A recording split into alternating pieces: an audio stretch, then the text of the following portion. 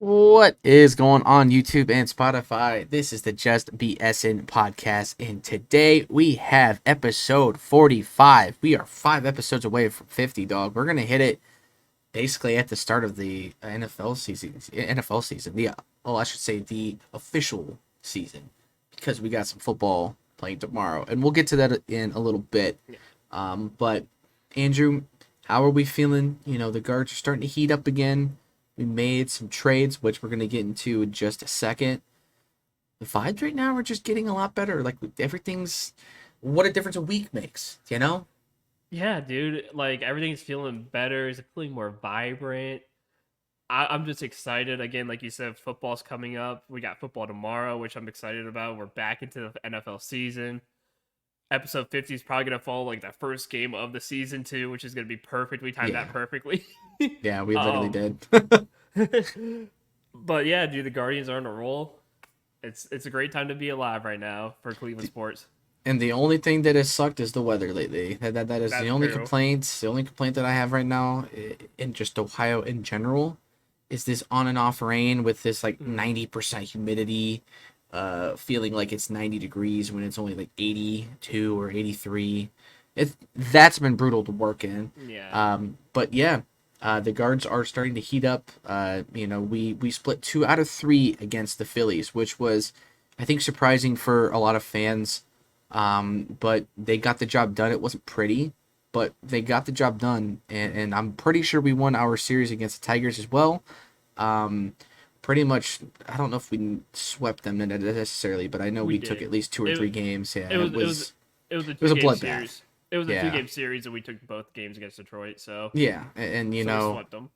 the Birds are winning some games now, and luckily we have some outstanding news about the trade deadline. Obviously, this has been a topic of conversation not only for us but really for all of Cleveland, of saying like, hey, is Cleveland actually going to make a trade? Because I think a lot of us were worried, including myself, and I'm sure Mhm. you were too, of being like, man, these Dolans, they don't like doing this, and No. Antonetti is a really good GM. I think he's one of the better GMs in the league. And so there was just that debate of, man, I really hope we make something happen. And it wasn't a huge splash of trades that we made, but I think the guys that we brought in are going to be some quality pieces that are going to at least help us for this year. But the first guy that we got, Lane Thomas, from the Nationals, this kid's going to be around for a little bit, I think. He just kind of fits the role nicely, having a guy that can be a main outfielder. That's going to benefit us, I think, a lot. So, what was your take on getting Lane Thomas? Obviously, the timing of it was pretty great too, because they threw him right into the lineup literally within the next day. So it was perfect. Yeah, I mean it was great. I like the deal. I like Lane Thomas a lot. He's been great for the Nationals in his career. He's just I think like a career like 260, 270 hitter. So a very good hitter. Yep. Absolutely rakes against lefties. I think Lane Thomas right now is batting somewhere around like 325 against left-handed pitchers. So he absolutely rakes against lefties, and he's like a consistent like above, just a slightly above average against righties. So Mm-hmm. overall, great offensive piece. Very very fast, very speedy. Third in the league in stolen bases. Wow. So elite speed on the base paths. Overall, a great player, great outfielder. Something that we've needed for the last few years was just a hitting outfielder, and we finally got one. And it didn't take much. All it took was Jose Tena, Alex Clemmie, and Rafael Ramirez Jr. Some couple guys from the minor leagues, obviously, some prospects, but the only notable one was Jose Tena and Alex Clemmie. Alex Clemmie is an up and coming pitcher, but it was time for him to move on. We got him, I believe, last year, 2 years ago in the draft. Been stuck in single A, just doing it well in single A, but I think a new scenery would be great for him. And then obviously we all know Jose Tena has been up and down every so often with the Yeah. Guardians. And when you have Jose Ramirez at third base, you don't really need a guy like Jose Tena to be up here. So I mean, It, especially when you got guys like Freeman and even yeah, Schneeman who can play that position as well to back up. and So they're just better hitters overall. yeah, So, and you have Juan Burrito down in AAA too, who's been absolutely raking as well. So there was no need to keep Jose Tena around, and no, so it was a good move overall. And like I said, a great hitter to have against left-handed pitchers. He came up yesterday, played in his first game yesterday with the Guardians. Now he did go, I believe it was 1 for 4. He did have 2 strikeouts, but we're talking about a guy who was in Arizona at the time he found out he was being traded. Took a red eye in the middle of the night to get to mm-hmm. Detroit. Literally, probably took like a 2 hour, 3 hour nap. Got ready for the game and then just hopped on the field and was already immediately in the lineup. So obviously he's gonna not have a good first game because when you catch Yeah, a red eye at like what 2, 3 in the morning at 2 in the morning, you're not gonna be playing well. Because obviously we called him right before the game. That game was probably at like 9 o'clock, 10 o'clock down in Arizona, and so it was 7 p.m. there. So he probably caught the next flight out to Cleveland or to Detroit, and yeah, he probably didn't get there until like 1 in the morning. So yeah, I felt bad for him just because it's hard when you have to catch a quick flight in the middle of yeah. the night, come up, and then you're like, oh, you're in the lineup, by the way. And he's probably sitting at the plate, he's yawning, just Yeah. like I'm tired as hell. Maybe Dude, you should that's have the saved me. oh yeah, and like that's the weird difference between baseball trades and like NFL or even like hmm NBA trades. Especially NBA, there's like a timeline of which they can't really play because they still have to go through hmm a physical and all that other crap that they gotta do. Yeah. Baseball guys, they roll in same day sometimes and just go. Yeah. So I mean, him even getting a hit itself, that still contributes. Like you're doing something, you're getting on Yeah. base. We have guys who can knock in ribbies. We don't necessarily need an outfielder that is knocking in home runs and hitting a ton of guys in. They're just contributing to the hits, and that will come with the type of lineup that we have. So I'm not concerned at all. And now he, obviously got a day off today. They did not play today, so um, You could take a him just nap. getting, yeah, I mean, he can finally get some rest and also just get, to know everybody. I mean, he just got on a new team with new faces. Like he doesn't know these guys, so hmm it's just a different scenery. But everybody seemed to, obviously welcome him properly, and the vibes are just a lot better. So I thought it was a good move. Obviously we didn't give up a whole lot. Tenya, his days were numbered, and honestly, shout out to Gab Gowdy, who I think literally called that too.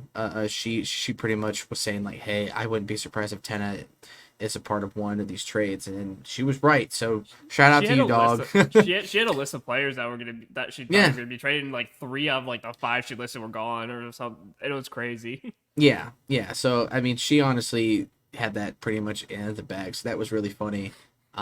So yeah, Lane Thomas was the first guy, and then the next day, uh, right before the end of deadline, pretty much, or not really right before, but they traded for Alex Cobb, who is not a name we haven't really heard this year because he has been out. But this guy was an all-star last year before he hmm got hurt. He was one pitch away from a no-hitter last year. This guy, I know he's 35 or 36 years old, so he's 37. he's a little old, but he's still very competitive and he can still throw the ball. And apparently, from what people have been seeing from him in his rehab starts, he has looked good. The hip is healing, so it sounds like he's going to be starting to come around here probably sooner than we may think. So this guy has the chance to really come into this lineup and really help us uh, pretty early here. You know, what do you think about that trade? Because I mean, we've heard about Alex Cobb from back in the day as well against us too. So this guy kind of has history with the Guardians, or I guess the former Indians. Yeah, no. Alex Cobb has been around for quite a while, Okay. and probably since back when we were in high school, like 2012, 2013, around those days. But no, I liked Alex Cobb. I've always liked Alex Cobb, no matter what. I mean, his long tenure with the Giants, I've always liked him, and he's always just been a very good, consistent pitcher. And for a guy like Cobb too, he's not like he. It's crazy that he made his first ever All Star game last year at the age of 36 years old, which is crazy to me. But again, like you said, we've had some history with him. He's played a lot of years in Tampa Bay and Baltimore, and including the Angels. So obviously he's been in the AL for a pretty long time before his last 2 years with the San Francisco Giants. So we've seen Cobb way, for a long time when he played for Tampa Bay, when he played for Baltimore, when he played for LA. Very good pitcher, very solid pitcher. Right. I think he's like a career 370 ERA, 360 ERA, if I remember correctly. I'm actually gonna look this up real quick. He's 380 ERA. Okay. So not bad at all. No.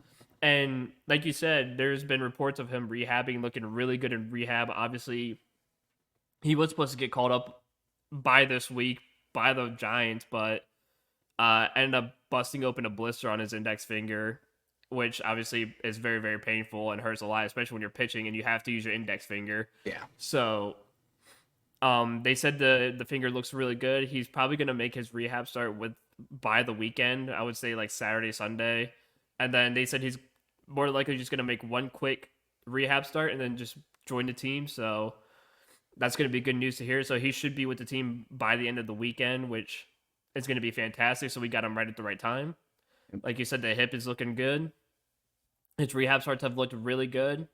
So I'm ready to see what he's got and see if he could still if he can get us over that hump because I know a lot of people weren't happy about no Fetty, no Flaherty, no Kikuchi, no like big names, but obviously there's rumors of that teams wanted Chase the Lauder and order in for those guys and a couple other prospects, and the Guardians just didn't want to Yeah. let go of DeLauder, which I wouldn't really either because DeLauder is a very good hitting prospect Yeah. and another powerful outfield bat, and you don't want to lose that. No. And I understand where because he's probably your future out in right field instead of having to use like John Kenzie Noel and Yeah. Freeman and Brennan and all these other guys, Angel Martinez, hell David Fry at this point, but Yeah. but he's a designated right fielder, a good powerful bat. Pairs very nicely with a Lane Thomas and a Stephen Kwan. Lane Thomas, who had 28 home runs last season too, so Lane Thomas does show some pop in that bat as well. So you got three good hitting outfielders at that point, and Chase Lauder will be up here by next season. So Yeah. that Absolutely. if injuries aside, obviously, because he was supposed to get called up this year, but it was playing Yeah. with a lot of injuries. But again, he's raking down in Akron right now. He just came back like 3 days ago and has absolutely raked since he came back. So Oh yeah. hitting still on point. But again, I don't blame the Dolans for trying to let him go. And I think people need to understand that you only need a couple pieces to just get you over the hump because you Yeah. have a great bullpen. And what we see in the postseason every single year is that pitchers don't go very long anyways in the Yeah. postseason. Look at the 2016 World Series for the Guardians and even in the playoffs for the Indians at that point. Oh yeah. The longest anyone was gotten was Corey Kluber, and he went like 5 1/3, and that was the Yeah. longest a pitcher got for the Indians in 2016, and that's the average around the league too. Is like because the playoffs is just a different breed, so you're not going to go 6 7 innings like you want Right. someone to now. But if you can get good 4 or 5 innings from Cobb and Boyd, that bullpen is is a shutdown Yes. bullpen. So as long as you can get like a 2 run lead, you're golden for the rest of the game. Yeah. So I think the Guardians did enough to get a good bat in the lineup, a nice refreshing bat, and a solidified pitcher in Alex Cobb to come in and just give you innings to eat up. Because Yeah. again, looking at his last couple of rehab starts, he's gone 6 innings, so he's going to eat up those innings, and he was averaging about 6 last year with the San Francisco Giants. So he's going to eat up innings. He's going to strike out a lot of people. He's not going to give up a ton of runs. And that's all you need. You don't need to get an absolute ace. You already have Bybee, Williams. Ben Lively's been the biggest shock of the year so far, and he's been pitching astounding. So you just needed a good enough arm.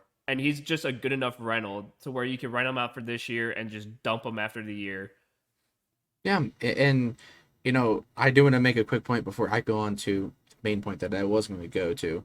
When it comes to playoffs and the sort of starting pitchers, themselves, they're playing every 3 games. If they're playing a 7-game series, they're having to go every 3 games. So Kluber went every 3 games. That's why by the end of the World Series he was so gassed, and that's why guys like Andrew Miller were so gassed because it's a long playoff push, and that's how it works. But you know what? I almost said the Indians, the Guardians, per se, are at the top of not only the AL right now, but the entire league in the record still. Like, we're Mhm. still up there despite our slump, which we all complained about and it sucked. But what did I tell you last week and the last 3 weeks before? This is a long season, and you can't get too high or too low with baseball because of that. Mhm. It is such a mental game for these guys.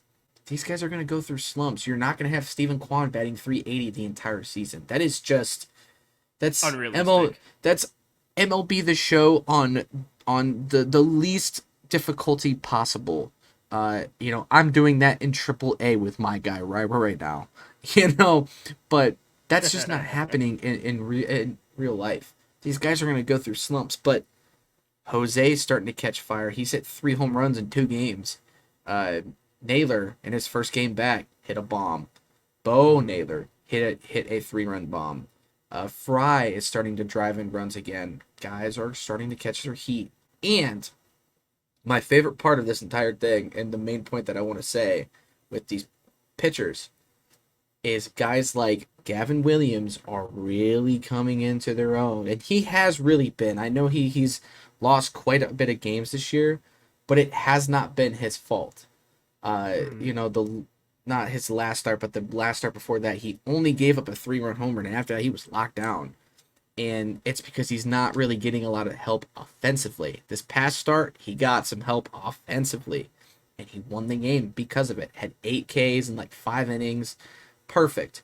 And then you got guys like Hunter Gaddis who are becoming one of the like literal most dominant bullpen guys that are in sort of those middle inning eaters that we can possibly have in pretty much in the league, and then you have probably the best closer in baseball right now with Class A.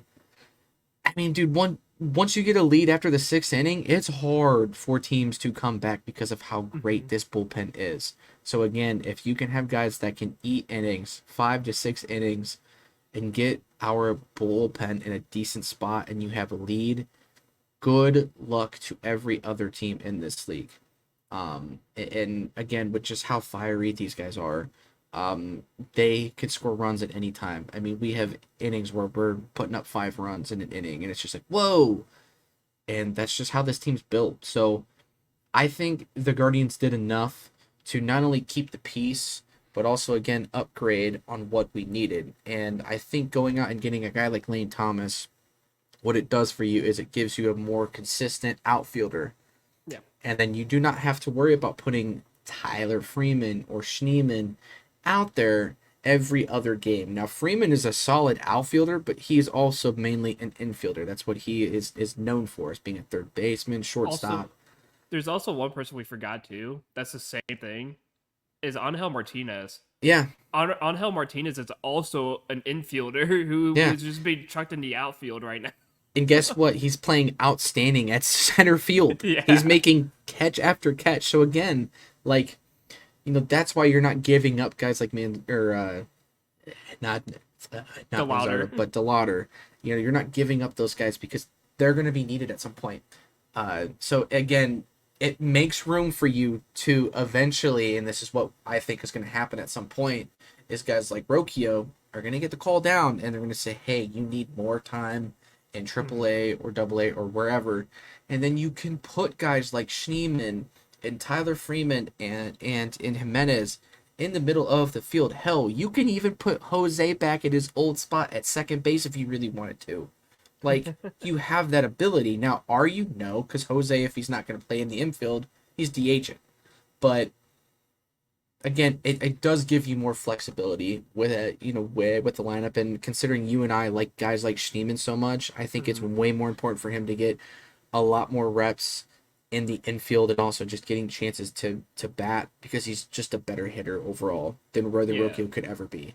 Also, too, Angel Martinez is a legit third baseman as well. That's his natural position. That's funny. It's like actually hilarious. No, that's what I'm saying. It's like Angel Martinez is legit a third baseman. And he's So been our all starting center fielder for like 3 weeks now, basically. well, and it's funny because everyone's like, "Oh my God, Martinez sucks in the field on the field, whatever." It's like, well, he's not an outfielder. He's a fucking third baseman. It's like sticking Carlos Carrasco in left field.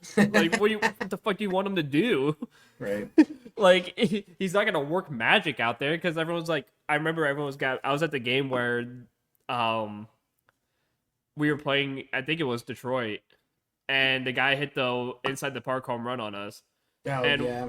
what happened was Martinez like overran the ball or whatever, and or well, no, he tried to slide for it, and he just missed it and went over him, and he tried to like quickly grab the ball and like throw it or whatever, and he slipped and fell, and the ball like went up in the air or whatever, and everyone's like, "Oh my God, this guy sucks," and I was like, "He's a Not his third natural baseman." position. I was like, "He's a third baseman. What do you fucking want him to do? Like, calm down."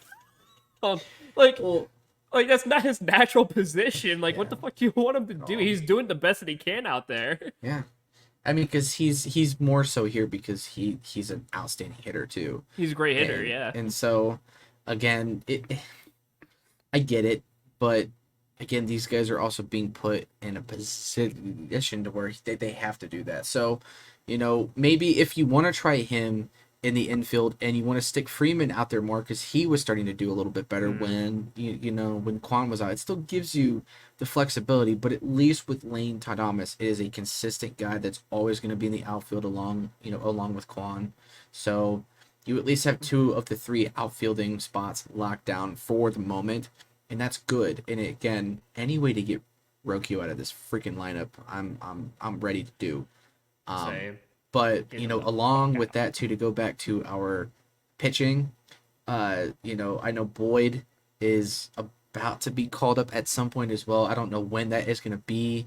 And then even Cantillo, the sometime last week pitched, and I think he went like 3 or 4 innings and pitched pretty well. I mean, I think he gave up 3 earned runs, but in his first start, that's not really bad considering it wasn't a total meltdown, and I think he only pitched like 60 or 70 maybe pitches. Yeah. So On the that's another guy too that could get in there as well. You never know. yeah. On the Matthew Boyd situation, Matthew Boyd will have a rehab start tomorrow. We're recording this on a Wednesday. He will rehab in Columbus on Thursday, so tomorrow. And they said depending on how it goes, he'll either just rehab the one game tomorrow and be immediately inserted into the team afterwards, or he'll have a second start in Columbus. So Matthew Boyd will be in Columbus tomorrow rehabbing. He'll have his rehab start if all goes well. He'll join the team probably right after the game, so he'll probably make his trip up to Cleveland and be on the team by Friday. And he could be pitching by the end of the weekend for the Guardians. So Matthew Boyd is pretty much ready to go. Alex, like I mentioned earlier, Cobb is probably going to go sometime this weekend in Columbus, and probably will have his one rehab start, then join the team right after. So Cobb should be with the team by the end of the weekend. So we should have both Boyd and Cobb by the And end of the weekend, and that then that means gives you a chance to get rid of Carrasco at least within the starting lineup. yeah, which means Carrasco's last debut will be Friday as a starter. So, and no matter what happens to Carrasco, like I'll always love him Oh for what he's yeah, done with the it's Guardians. Cookie baby. Like we love him. Yeah. So no disrespect to obviously no disrespect to Cookie, but obviously his time has come. And now if he was pitching like Alex Cobb was last year, I would have no complaints. Like, Yeah, hey, like Cookie's yeah, still Cookie, like he's yeah. cooking it up, but He's cooking. no, he's absolutely getting cooked, and he's given up fucking 6 runs per game, so we can't keep having that go on. And obviously, we play Baltimore starting tomorrow through the weekend, and Cookie versus Baltimore is not a game you want to see. No. So, especially now that Baltimore's getting hot, Jackson Holiday got recalled after getting called up back in like May or some like early May, and then him struggling in early May, then getting sent back down. Hit a grand slam in his new debut today, so absolutely demolished the baseball. And I was just gonna say that too, so I'm yeah. glad you brought that up. So I guess to go into this next little topic before we move on to some Browns talk. Mhm. How long do you think it's gonna be before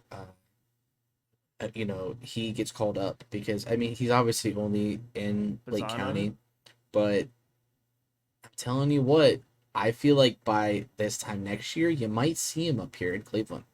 You just might.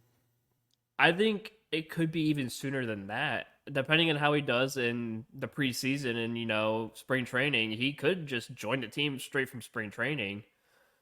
There's chances if he keeps raking down in Lake County right now, he could by the end of the season in the minor leagues, he could join. He could be on Akron's squad by the end of the MILB season, the minor leagues season, and Akron's definitely going to the playoffs. I think they're one of the best teams in Double A right now, so he could join Akron during the playoffs.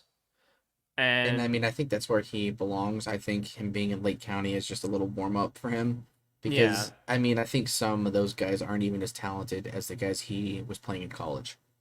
well, and I Like, think I truly believe like as of right now, I truly believe Delauder should be in Columbus by the end of the season, oh yeah, and I think Bazana should be in Akron by the end of the season because Bazana's batting like 355 right now. Like he had a rough first game. Obviously, every rookie is going to have a very rough first game, but the last couple of games he's played since has just absolutely been raking the baseball and yep.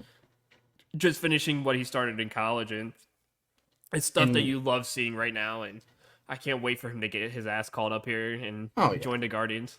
yeah, and Delauder, was a guy I think everybody at the start of this year thought that he could make the roster, and Him and Manzardo, yeah.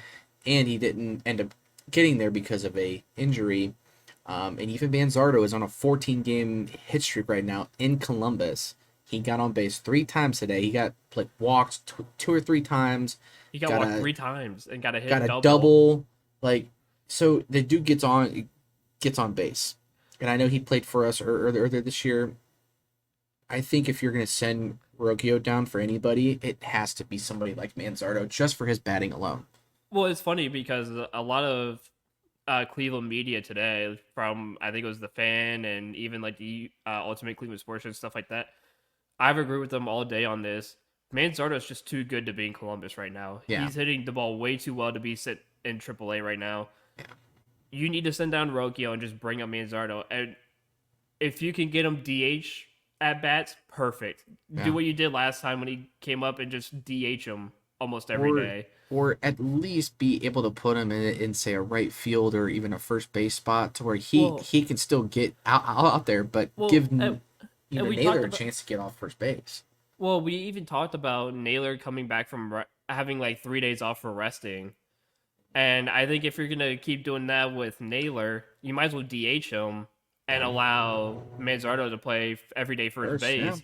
And I think I Manzardo's called for that actually earlier this year. yeah, exactly. And Manzardo's a better defensive first baseman than Josh Naylor. Yeah, So I'd rather have a legit good first baseman than Josh Naylor. Don't get me wrong, Josh Naylor's a good first baseman, but if you want him to stop getting injured because he keeps getting stepped on because he doesn't know how to step on the base when he's trying to make an out, he keeps getting fucking cleated every time.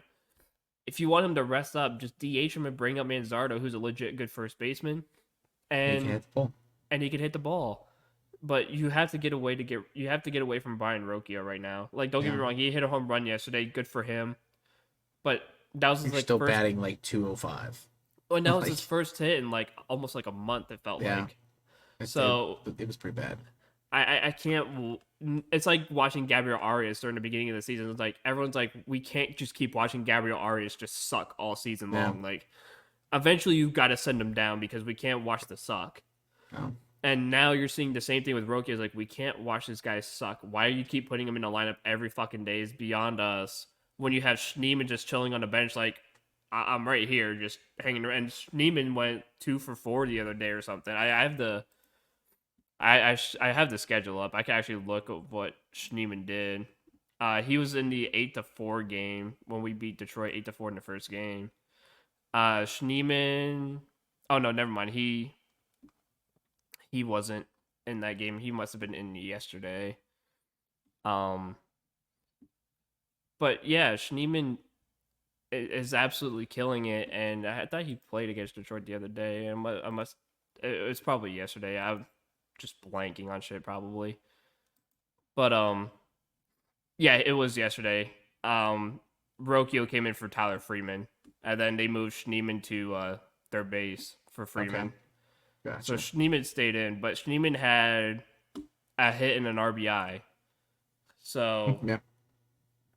but He's just a better guy to have for yeah, shortstop. Or if you're really, if you're really debating it, just put Jimenez at short, and then you can put guys like Freeman and Schneeman at hmm second base, and it's an easier spot to play in because you're not having to cover as much field as say a shortstop has to, and in when my Jimenez opinion. and when Jimenez hasn't played in the last couple, like Jimenez has, there's times where Jimenez in the last couple weeks didn't play Yeah. because of rest, and Schneeman took over second base. Mhm. Might as well just do that. Yeah. Let Schneeman play second, put Hemi at short, and if you want to put Jose at DH, you have Angel Martinez who could play third. Yeah. Like it's just there we have availability for guys, and there's better guys out there than Brocchio. And I think just like with the whole trade, Tristan McKenzie stuff, the Mhm. Logan Allen stuff, like eventually you just kind of get a little tired. Now, obviously, Allen, I think, was in a better spot than Tristan was. And apparently, in his last start, McKenzie really, really sucked too. He walked like 3 people or 4 people. It was something bad. He only struck out 2, gave up like 5 or 6 runs in like 2 innings. Once again, just like not pitching very well. And this is double A ball, I think he's doing this in. Yeah. So, you know, at some point you just have to let these guys figure their stuff out in the minors when they're struggling this much in the majors. Mhm. And I know they don't want to necessarily shoot his confidence, but I think if they don't do it, his his confidence in general will shoot down anyway. So, Yeah. you know, again, I think the trades that we made did enough to kind of make way for that, and I'm glad they did. And we got enough help, and the guys are starting to play better again. We're still at the top of the freaking league, for God's sake. Even with the slump, we're the best team in baseball record wise. So if you win the AL in general, you're getting a first round bye, dude. Like you're getting hmm home, you're getting that home field advantage throughout the entire playoffs, and because the AL won the All Star game, you're getting home field advantage in the World Series if you get there.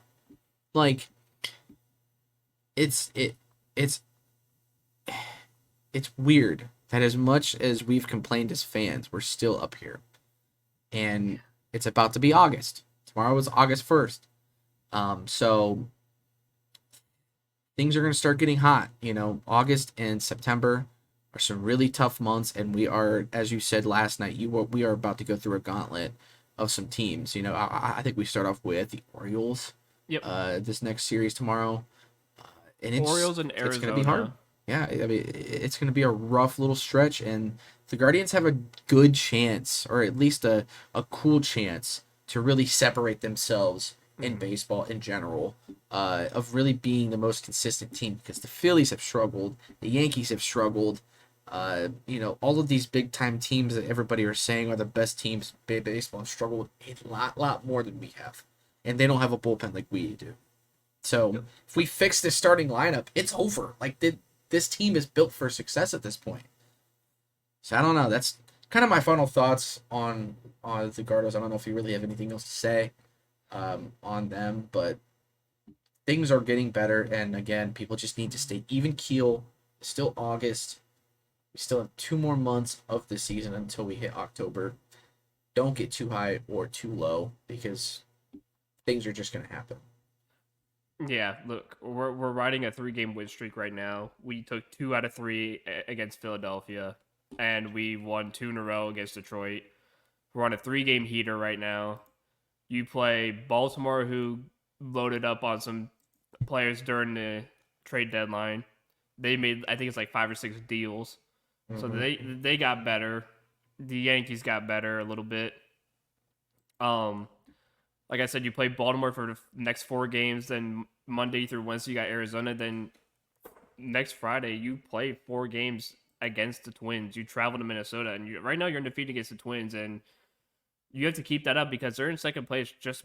They're 5.5, 6 behind you. You could really separate yourself in that series. But again, Oh yeah, these are series where you should be taking at least. I would be okay with a split against Baltimore. I'd be okay with a 2-2 split against Baltimore and a 2-1 series win against Arizona. oh yeah, I'll be completely happy with that before you play 4 games in Minnesota, which you swept Minnesota in Minnesota early on this season, and you can definitely do that again. oh yeah. And like I said, you're undefeated against the Twins, and it shows that the Twins can't beat you this season. So if you can win that, you're gonna be ahead by almost double digits Yeah. in At the that point, I division. mean, And that having to point, you win at least solidified it. that, yeah, yeah, that And you're solidifies it to me. and the good part is too is that the Guardian, if you go 3-1 or even sweep the Orioles, you're almost damn near solidifying yourself as a number 1 seed in the American League. Yeah, So, which is great. And you play the Yankees too, I think mid September before yeah, the season ends. So now's your chance to quickly just lock up that first place spot and yeah. don't even play a wild card game or play a first round game. You're immediately in the ALDS. Yeah, it's crazy to see how far this team has gone, and like despite all of the crap that we've dealt with, all of the drama, I Mhm. think honestly, this just goes with Cleveland sports, and I'm even going to talk about this with the Browns here in a little bit too. But sometimes us fans in Cleveland, we're just too emotional, Yeah. and we are too quick to jump the gun immediately when things start to immediately go bad, as if they don't have an opportunity to get better uh, in the end. And so Also, I uh, lied. The it's Yankee like A series Rod is in a couple saying weeks. relax. Okay. But yeah, it's Yeah. like A Rod saying relax. RELAX. Relax. Relax. Yep. And that's how it's got to be, and that's how it's gonna have to be for this Browns team, because I'm telling you what, and this is a good way to get into some Browns talk here. This is gonna be a pretty tough season. I mean, we have a Yeah. pretty tough schedule, so there's gonna be some times where we may go through a little stretch of some struggle, and Mhm. Browns fans have got to lock in and just accept that the NFL is a hard league to win in, and that being said, the Browns are built for some good stuff. So, yeah, the Browns officially ended sort of day 5 down in Greenbrier. So they're kind of knee deep into camp. I think the first day of camp for us, like in Cleveland, I think is like the second. So I think on Friday or Saturday they'll be back in Mhm. Cleveland. So I imagine tomorrow will be the last day at Greenbrier, unless tonight was. I don't know. But we do have football tomorrow. Not for the Browns, but Bears and Texans open it up at the Hall of Fame game, which is obviously coveted. It is one of the best. It's just it's a celebration of being like, hey, football is here, Yeah. football is back. Is it the most fun game to watch? Hell no! This is a bore fest. And you're not going to expect to see guys like Williams or really any starters, at least for the Bears and probably for Houston as well, to play at all in this game. And I don't think that's a bad move at all. I know the Browns did that last year, so I don't blame either team for wanting to do that. But I am a little disappointed that you can't at least throw Williams in for like one series and just see what he's got, because he's still a Yeah. rookie. Like, I don't care if he's the first round pick or not. He's a rookie. He needs real time. He needs to understand what it's like to get blitzed in the NFL. He needs to learn what it's like to read everything at the line. So it kind of stinks that he won't get a chance to play, but uh, hey, man, football's back tomorrow. Like, I'm excited. Dude, I'm ready. Like I've been looking for this game on my calendar, and like you said, I know it's gonna be a snooze fest. It always is a snooze fest. But you But know it's just because what? it's football, man. It's football. It's back. It's just football, and I it's something to watch. I have Yeah. football that I can watch tomorrow, and I am so excited. And I believe you can even bet on it too, which my ass is gonna bet on that game I probably. think there's like only certain things that you Just- can bet on, but yeah, like it's very minimal. Because I think with preseason in general, it's not really they I, don't I have a think it's lot just of like props up. I think it's just like the spread, the money line, Yeah, and like the yeah, over under or whatever it is. yeah. Because it's But too unpredictable to try to predict somebody's scoring. Like it's just it's too hard. and that's why I have my money on the bay. Yeah. yeah. No. But it's just something to do, something to watch. Again, we got the Browns next Saturday on the 10th. Play the Green Bay Packers at 4:30 next Saturday. So football is absolutely back. I'm so stoked and so ready. That means fantasy football is around the corner. That's the best time with your best buds is playing fantasy football with one another. And oh man, like Which I mean, we will definitely do a one of these at some point just strictly about fantasy because I yeah. mean you and I are both in some really good leagues and in some really competitive leagues. I just got a date down for one of my good leagues that I like really like. This is one of my Yeah. favorite leagues to be in, and my keeper this year is Kyron Williams. This dude went undrafted last year, so he is my last pick of the draft. So this is like this dude's gonna be heavy value at the end of my draft. Yeah. It's gonna be nasty. So uh, I got to start planning out and seeing where guys are falling and seeing which Mm. because I think I have pick 4 this year as well. So I got a solid pick. And it's just gonna be fun. So I'm really excited for fantasy. I'm really excited for betting again. Like football is back. More You, importantly, you know what? Would be a good idea?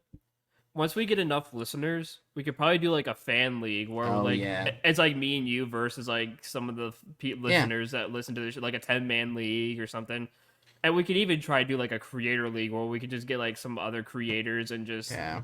have like a cool ass like little league or something. Make it like a Oh yeah, $20 buy-in, like a yeah, team buy-in, and just like yeah. have like fun create like a Sir Yacht or like a Gab Gal, just like different like creators or something to get That yeah, involved in some that would be fantasy dope. football. Yeah, that would be dope. A dream of ours, but not quite yet. But we'll get there. But yeah. So one of the things that I did want to talk about with with the Browns, because right now there's not really a whole lot to discuss, besides them just being back in camp and football just being back in general. But there was a clip, I think it was either yesterday or the day before, of Watson underthrowing a ball at the end of a drill. It was raining and shit. I'm sure you saw it. Mhm. And there was a lot of people like worried and being like, "Oh my god, he still sucks." Blah blah blah. And I'm like, here we go again. And this goes back to Cleveland fans. We see one bad thing and we're like, "Oh no, the world's falling apart." But what you're missing is the other like 6 clips of him doing no look passes to Njoku and Elijah and throwing just beams at people. And let's also not forget if he's throwing picks against like the number one defense in the league right now. So he's getting some yeah, good work as well. Like you want your defense to play well at that point. Um, but dog, I'm so sick of fans, and I want your thoughts on this. But I mean, when you see a clip like it, like that, and then you see the quote tweets of saying like, "Oh, here we go again," Watson still sucks, and then people were complaining that he left out of practice a little early the one day, which apparently was just a part of just his schedule anyway. Like he wasn't supposed to Mhm. practice that whole game or the whole day.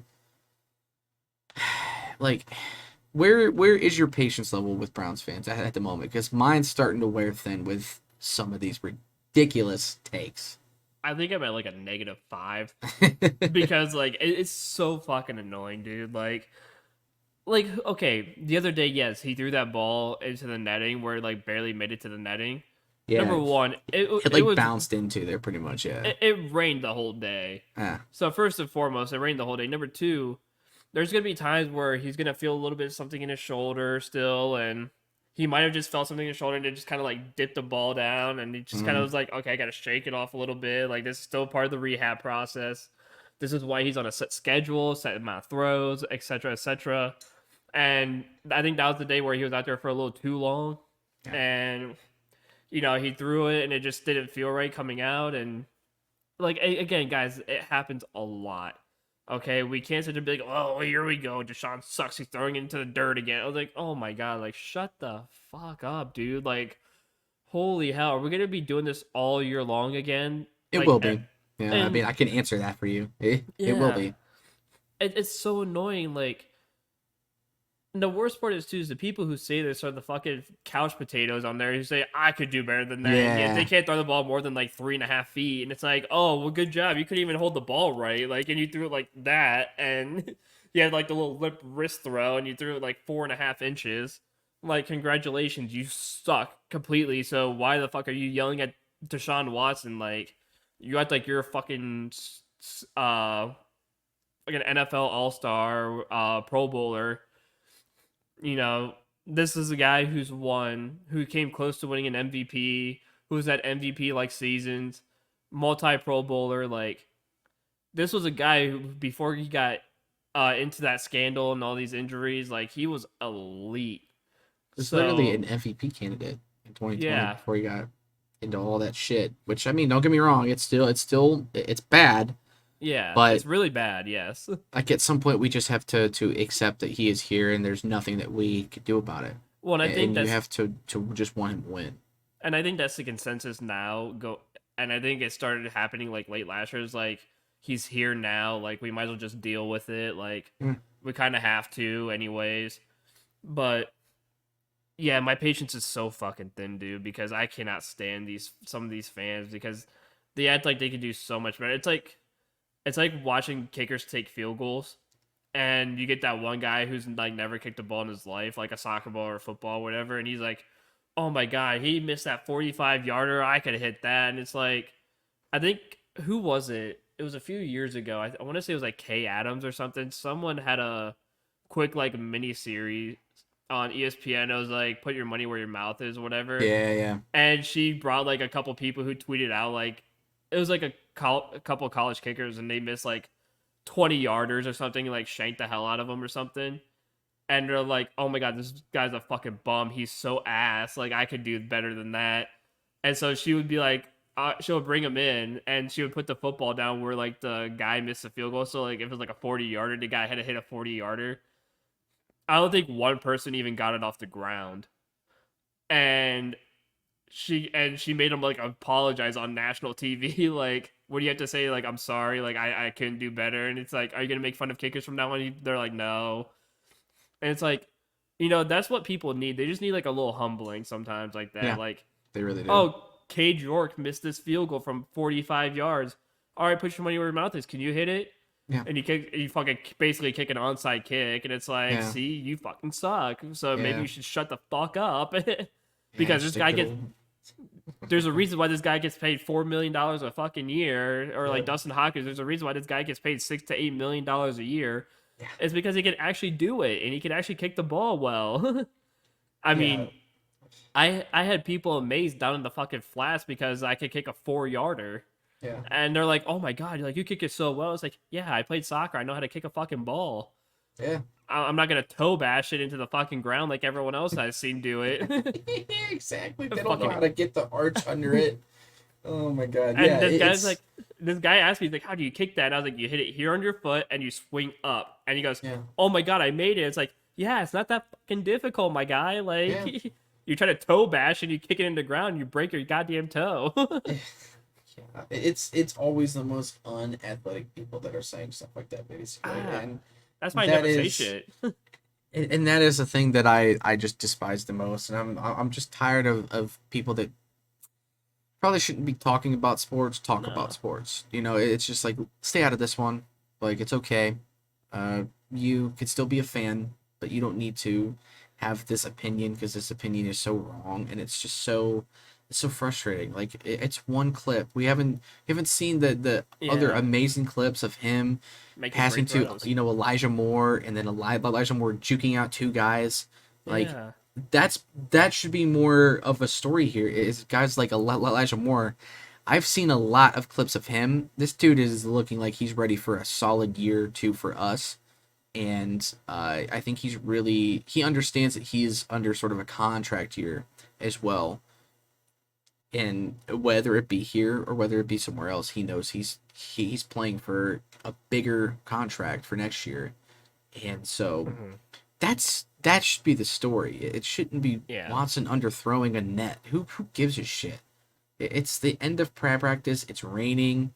It, it's not even August yet, guys. Like, we still have to understand that Watson is still going through some sort of rehab, processes. It's going to take a little time for him to have a full zip on the ball, but his Hmm. arm has looked better in each clip that I've seen of him, and I'm not worried. It's just a part of the process. So we've got to stop complaining or making a big deal about so many things, and that's part of blame too on sort of the Cleveland media as well. And I understand you guys are doing your jobs.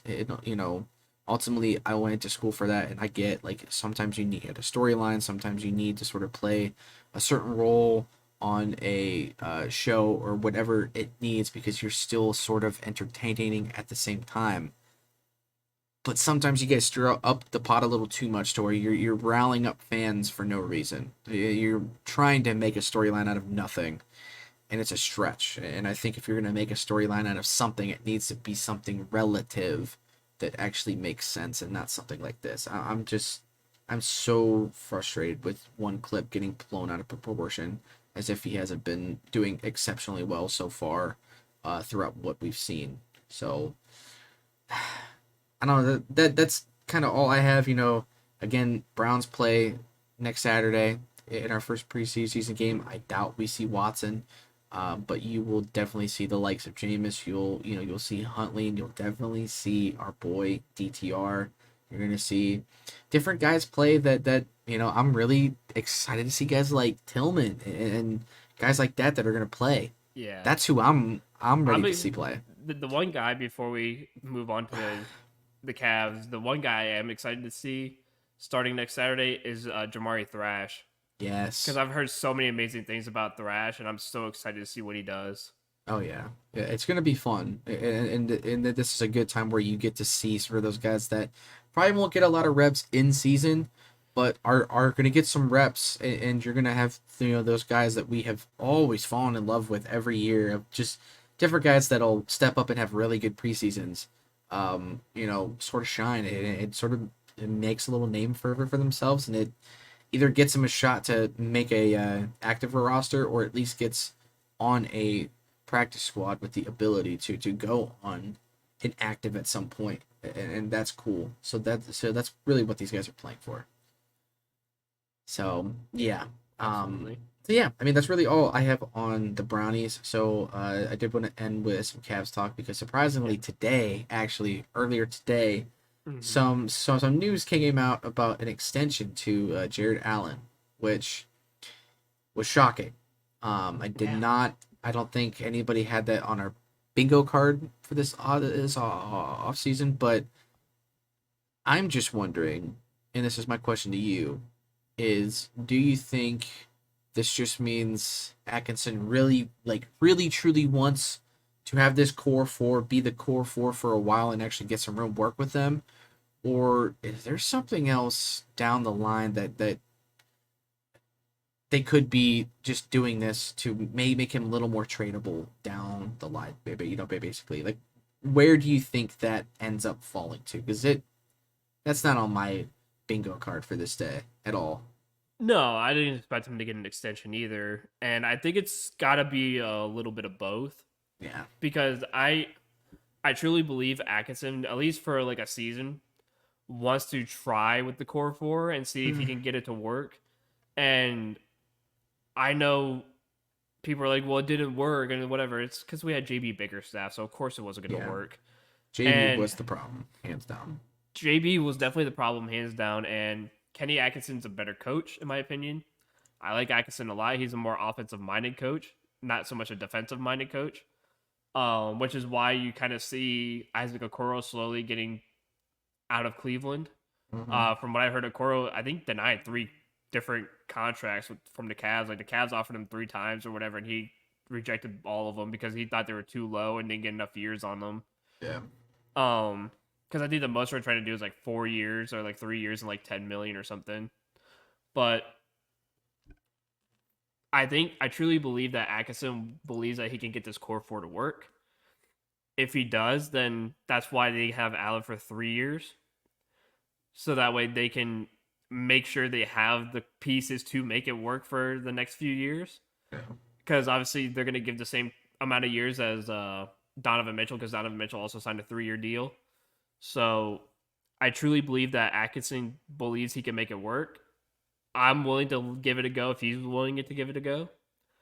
And if it works, hey, then we all know that it was JB Bickerstaff that was the absolute problem, and he should never touch the Cavs ever again.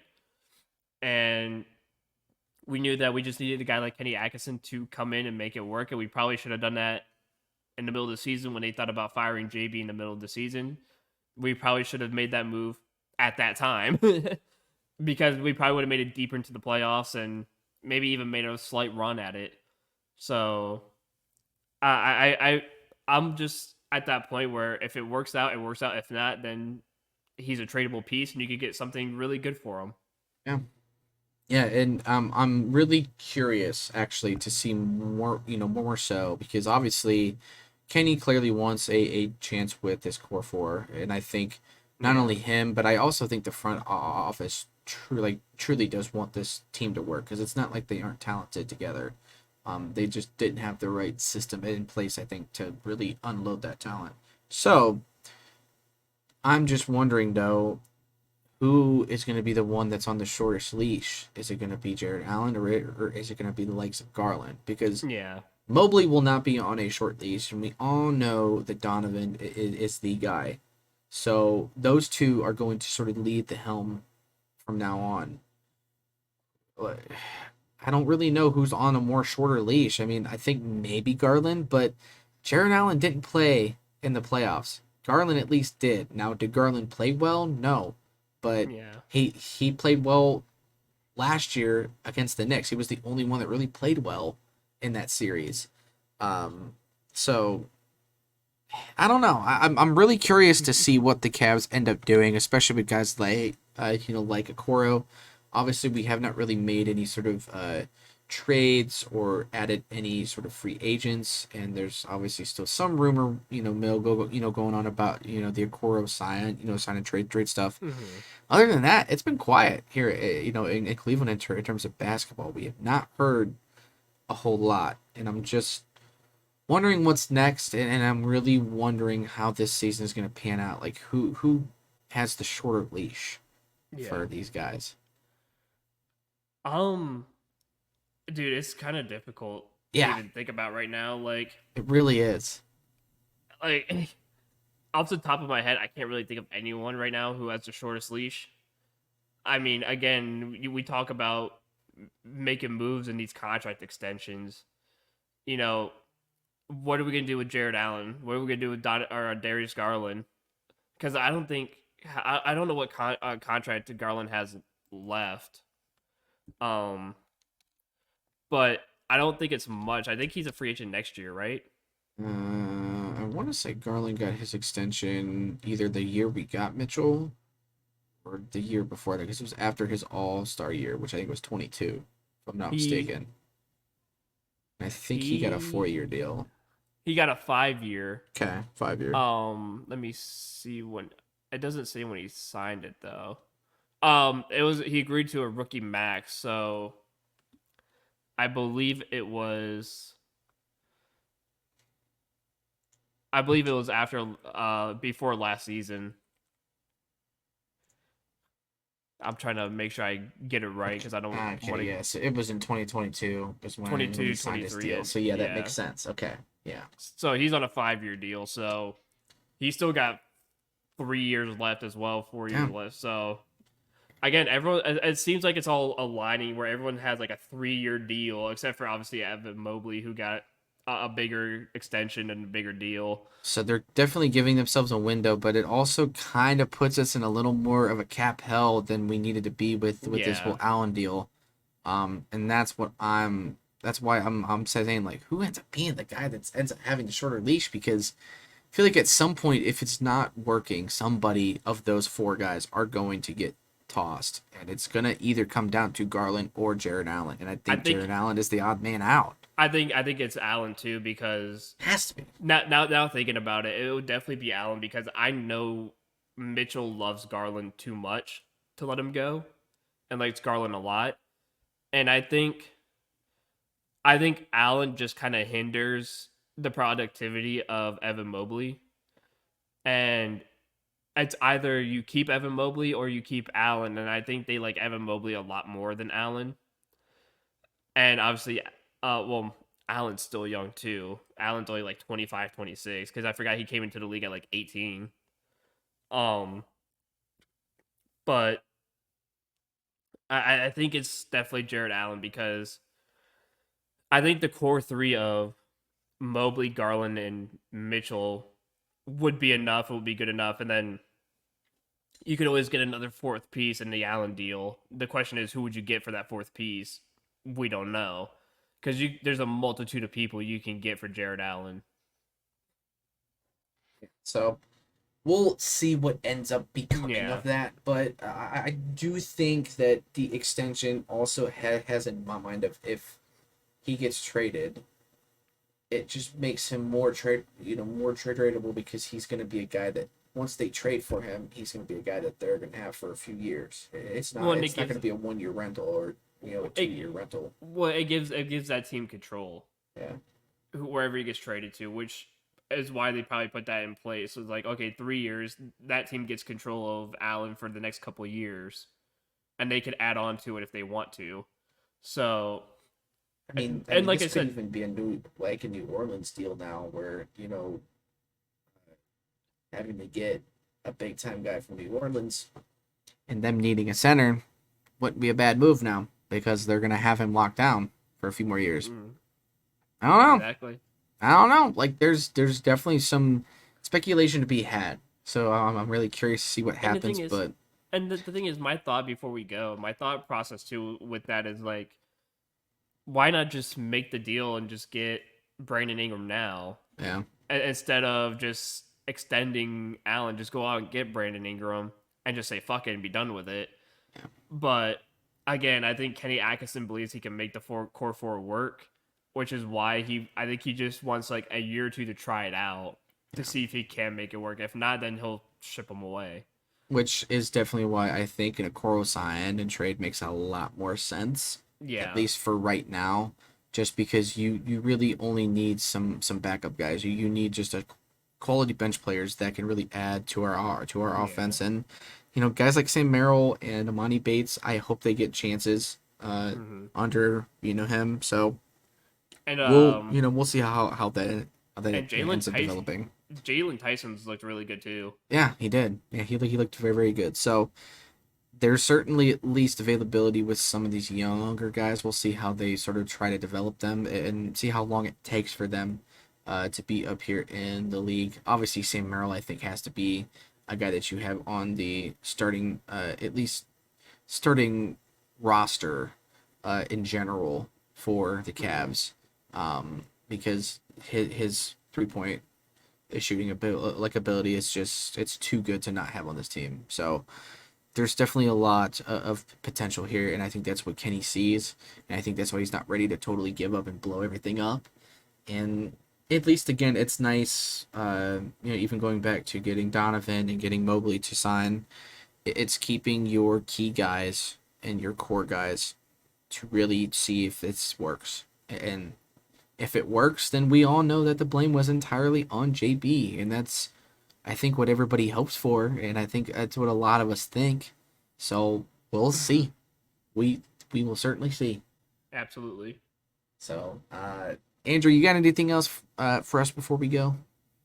Go Guardians, baby, and go Browns. Yeah, yeah. But I mean, listen, the Guardians are getting ready to have a nice tough stretch. So this is going to be a fun sort of month or so of baseball, and within the next month, guys, we're going to be around episode 50, and it's going to be Brown season, and this podcast is going to be not only Browns now, especially with the Guardians playing as well as they are, but expect a lot more Browns talk. So, Oh yeah. uh, so yeah, we will see you guys next week. And just remember, we're just BSing around here.